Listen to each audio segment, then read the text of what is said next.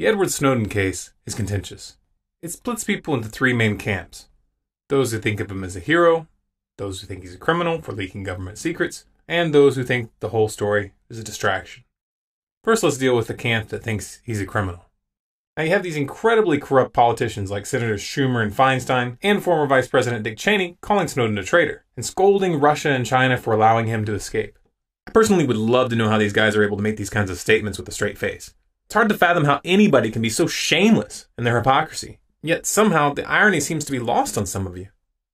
These cretins have been on the front lines in the push to strip away your last scraps of freedom. They have violated the Constitution over and over and over again, which is by definition treason. These are the real traitors. These scumbags in the Congress, the Senate, and the White House. These mass murdering psychopaths who like to call themselves leaders. These are the ones that should be in jail right now if there were any justice in the United States. That they would have the gall to try to paint some schmuck who simply told the world about their criminal activities as a villain is astounding. Seriously, those who are stupid enough to fall for this crap deserve what's coming to America. Now, for those who want to call him a hero, I don't want to burst your bubble here, but I think a bit more skepticism is in order.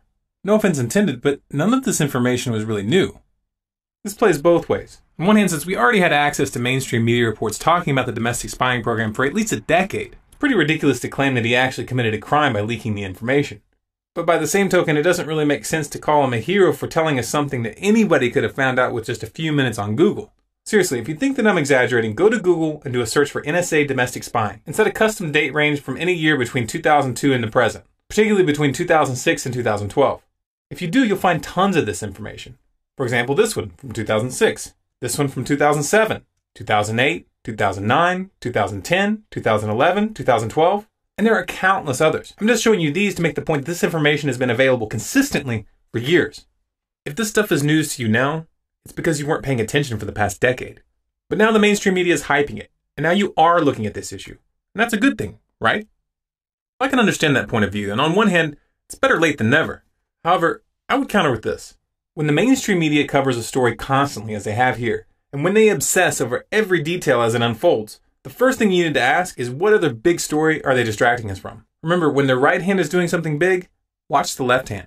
In this case, the big story that's slipping right under the radar is the war that's about to break out in Syria. Tiny little detail you might not have noticed, but the United States, France, and Israel just framed the Syrian government for the use of sarin gas in the conflict. Now they're using this as the pretext to send in weapons.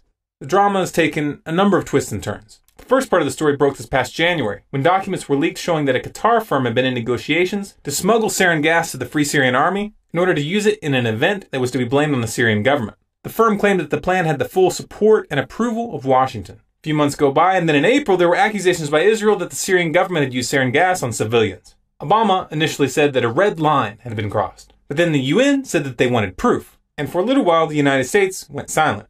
The UN did their own investigation, and they came back with a report indicating that it was the rebels who had used the gas. Oh, what a surprise. Again, you would think that this would be a big story. You would think that this would be a scandal, especially since it's well known that the United States and NATO have been backing these rebels. But it was just a momentary blip on the radar, and then it was gone. About a month goes by, and then the French government, who's been the ever-so-trusty sidekick in this latest phase of the US and NATO's war of terror, comes out claiming that it was the Syrian government that used the gas. And of course, once again, we're back to the red line. And these criminals are getting geared up for the next war. Make no mistake though, this isn't about Syria. It's about Iran. Iran is the real target. Iran is Syria's closest ally. And they have a mutual defense agreement. This isn't just talk. They're putting their money where their mouth is. They're preparing right now to send thousands of troops into Syria. This isn't a game, folks. Russia and China have both taken sides in this conflict. And they are clearly in Syria and Iran's corner. Both countries have warned that if the US and NATO go down this path, the consequences will be disastrous.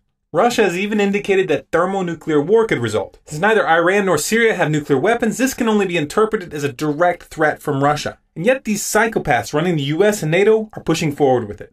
This is not going to be a replay of Afghanistan. This is not going to be a replay of Iraq. This is the beginning of something much, much bigger. If you want to understand what's really going on in this conflict, please watch the following videos. The Road to World War III and World War III has already begun. I know a lot of you are very passionate about the Snowden story. But if you focus on him and ignore what's going down in Syria and Iran, a lot of people are going to die. And unlike America's previous adventures in the region, this one has the potential to bring the show to your front door. Then of course the public will be surprised and shocked, and the media will act like no one saw this coming. Well, I've got news for you. The warnings or right in front of your face. If you don't see this coming now, it's because you're still not paying attention. If you want people to hear this message, be sure to click the like button, add it to your favorites, and share it through as many avenues as possible. If you want more videos like this, be sure to subscribe to this channel, Storm Clouds Gathering, on YouTube. For updates and bonus content, follow us on Facebook, facebook.com/StormCloudsGathering, on Twitter at Collapse Updates, and our website, stormcloudsgathering.com.